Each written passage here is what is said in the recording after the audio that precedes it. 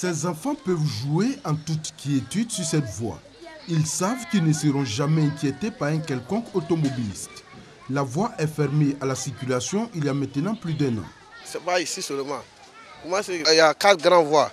C'est, comme on appelle, la ligne 32 qui est là. 32 est coupée, 05 est coupé, 13 est coupé. C'est 26 seulement qui fonctionne actuellement. Koumassi aujourd'hui, c'est pas la peine. Il n'y a même pas de route à Koumassi. Tous les jours, il y a ennui avec les chauffeurs. Surtout quand tu veux aller au campement, vraiment, ça c'est un rang. Ça commence à partir de 14h jusqu'à 20h. L'érosion provoquée par les pluies diluviennes a eu raison de la voirie. Or, cette voie est l'une des plus empruntées par les automobilistes dans la commune. C'est même l'itinéraire du bus 32, l'un des autobus les plus sollicités de la Sotra, parce qu'il dessert la commune de Port-Boué en passant par Trècheville, le port autonome d'Abidjan et Vridi. En plus des difficultés d'accès à leur quartier, les habitants sont aussi confrontés aux inondations. À chaque pluie, les maisons sont toutes inondées, sans oublier les nombreuses maladies provoquées par les eaux stagnantes. Fièvre typhoïde, ça finit pas, on soigne, ça finit pas, tout le monde est malade. Venez nous aider. Tu entres dans chaque coup de ce quartier-là, s'il n'y a rien, c'est au moins 3 à 4 malades dans chaque coup. Et les coumets sont inondés, donc la pluie nous fatigue avec l'eau qui est stationnée là. Une fois dans un trou là, il y a une personne qui est tombée dans ce trou là, en moins de 5 minutes, la personne a rendu l'âme. Le calvaire des populations de Koumassi ne se limite pas à ce carrefour de la pharmacie Saint-François. Les principales artères de la commune sont toutes impraticables. Téné, à Saint-Étienne par exemple, tout comme la voie principale du quartier d'Ivo, seuls les automobilistes les plus audacieux peuvent s'y aventurer, tellement la traversée est pénible. Que dire du carrefour Baragui et de la voie principale de la pharmacie Marais, qui sont devenus de véritables lacs, obligeant ainsi les automobilistes à opter pour les ruelles des quartiers. Mais ici encore, que de difficultés. Les jeunes des quartiers ont érigé des barricades pour empêcher le passage des véhicules. Selon les taximètres, il n'y a plus de route quelque part d'autre. Ils sont obligés de ce qu'on appelle s'aventurer dans notre quartier. Or, au fur et à mesure qu'ils viennent, nous aussi ça les estrade, puisque au fur et à mesure qu'ils avancent, ça ne fait que gâter le quartier. Donc bon, la meilleure solution que nous on a trouvée, puisque nous on va essayer d'arranger le quartier, donc c'est de fermer. Qui barrent, qui rançonnent, qui prennent des jetons, on est obligé de faire avec. Il y a des petites affaires ici, il faut qu'on suive. Et là vous voyez, j'ai ma boulangerie qui est peut-être à 100 mètres, mais je suis obligé de faire près de 500 mètres pour arriver.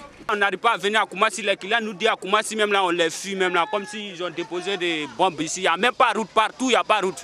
Mais qu'est-ce qui a pu bien provoquer cette situation désastreuse dans laquelle se trouve plongée la commune de Koumassi? À Koumassi, il y a plusieurs facteurs. Il y a d'abord que le niveau du sol est plat. Nous avons de l'eau à moins de 50 cm quand on creuse. Et il y a une insuffisance de canaux de drainage des eaux usées et des eaux pluviales.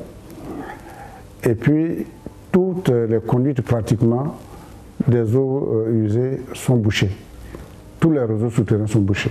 Si Koumassi est dans cette situation, selon le maire, c'est aussi en partie à cause de l'incivisme des populations elles-mêmes. Elles ont transformé les caniveaux en dépotoirs et en canal d'évacuation des eaux des latrines, ce qui a naturellement bouché l'ensemble des canaux d'évacuation des eaux des pluies. La mairie impuissante devant cette situation ne peut que se contenter de curer les caniveaux. Là encore, il y a problème. La décharge d'Akouedo n'accepte pas les déchets des caniveaux. Ceux qui doivent transporter les ordures, ils ne sont pas habilités à transporter du sable. Et les produits de curage, essentiellement, c'est du sable. Et donc, ça pose des problèmes au niveau de la logistique. Et quand ils envoient, quelquefois, on les refuse. Il faut qu'on parlemente, il faut qu'on plaide pour que ça soit accepté. Donc, toutes ces choses-là nous créent d'énormes difficultés. C'est d'ici que part tout le problème de Koumassi. Le canal d'Anoumambo, censé drainer toutes les eaux de la commune, est totalement bouché.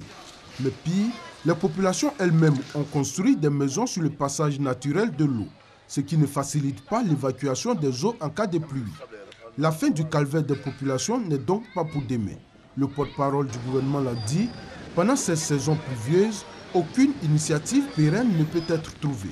Les habitants de Koumassi devront donc prendre leur mal en patience. Voici comment les faits se sont déroulés. Ces deux individus arrivent de Diokwe, l'un à bord de ce véhicule de type 4x4 et l'autre sur cette moto. Une fois à Guiglo, le véhicule est stationné devant le CHR, centre hospitalier régional, puis ils empruntent ensemble la moto jusqu'à cette station-service. Leur objectif, braquer cet autre individu, le dépouillant ainsi de la somme de 4 millions de francs CFA retirés à la banque une trentaine de minutes plus tôt pour le compte de son employeur. Après leur forfait, ils retournent au CHR, récupèrent la voiture et cap est mis sur Diokwe. Aussitôt informés, les commissariats de police de Guiglo et de Diokwe mettent en place un dispositif. Et c'est au corridor d'entrée de Diokwe que le motocycliste est interpellé par les forces de l'ordre. Il affirme que la moto appartient au conducteur du véhicule qui le suivait. Ce dernier, une fois au poste de contrôle, présente un laissez-passer spécial Force armée de Côte d'Ivoire FACI. Le véhicule est tout de même minutieusement fouillé et l'on y découvre une Kalachnikov, un pistolet automatique, des munitions, un ordinateur portable et la somme de 1 280 000 francs CFA. Mis aux arrêts, les deux malfrats passent tout de suite aux aveux. Selon eux, la victime de l'attaque est en fait leur complice et que juste après le braquage, ils se sont tous les trois retrouvés à la place Félix Houphouët-Boigny de Guiglo pour le partage du butin. 1 500 000 francs pour eux et 2 500 000 francs pour la supposée victime. Pendant ce temps à Guiglo, la victime, ignorant que ses agresseurs ont été arrêtés, se rend à la police porter plainte contre X avec certaines irrégularités dans ses déclarations.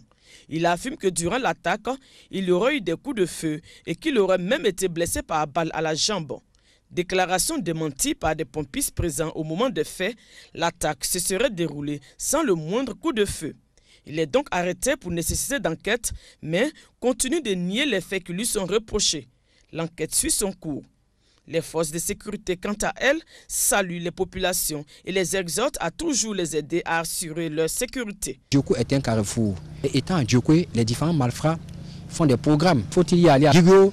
Faut-il aller à Man? Faut-il aller à Daloa? Donc c'est au niveau de Diokwe que tout se passe. Donc nous demandons à la population de notre localité de vraiment nous faire confiance, de continuer à nous faire confiance, de nous donner beaucoup d'informations. Voilà, sans information, nous ne pouvons pas faire grand chose. Nous avons embarqué la population dans notre nouveau paradigme sécuritaire qui est la police de proximité. Nous demandons à la population de toujours continuer à aider sa police parce que nous sommes là pour elle. Il est aussi important de relever la réaction rapide des forces de sécurité de Diokwe et de Guiglo, leur action conjointe et la franche collaboration entre les éléments des deux commissariats de police. Toutes choses ayant permis d'aboutir à ces résultats.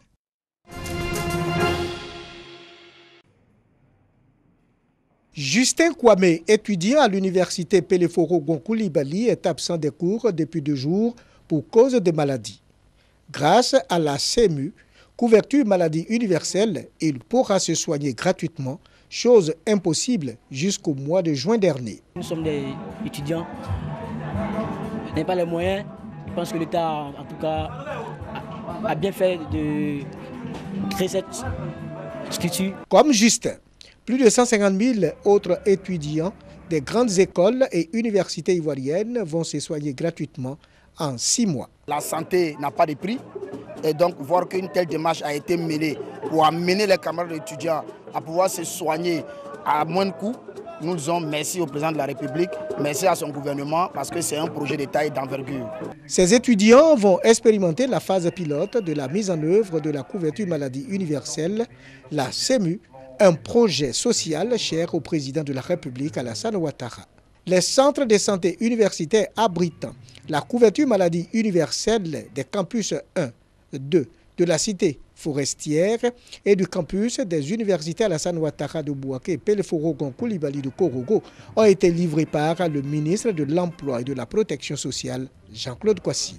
Pour le ministre, la CMU vient renforcer la protection sociale ivoirienne. Depuis le 25 avril 2017, la couverture maladie universelle est passée de l'étape de projet, dont certains, à un moment donné, ont pu douter, à l'étape expérimentale. La cotisation des étudiants, à raison de 1 000 francs CFA par étudiant et par mois, est à la charge de l'État de Côte d'Ivoire à hauteur de 900 millions de francs CFA pour les 6 mois de la phase expérimentale. Cette phase expérimentale vise à identifier les obstacles et les procédures à améliorer avant le premier trimestre 2018, date de la généralisation de la couverture maladie universelle.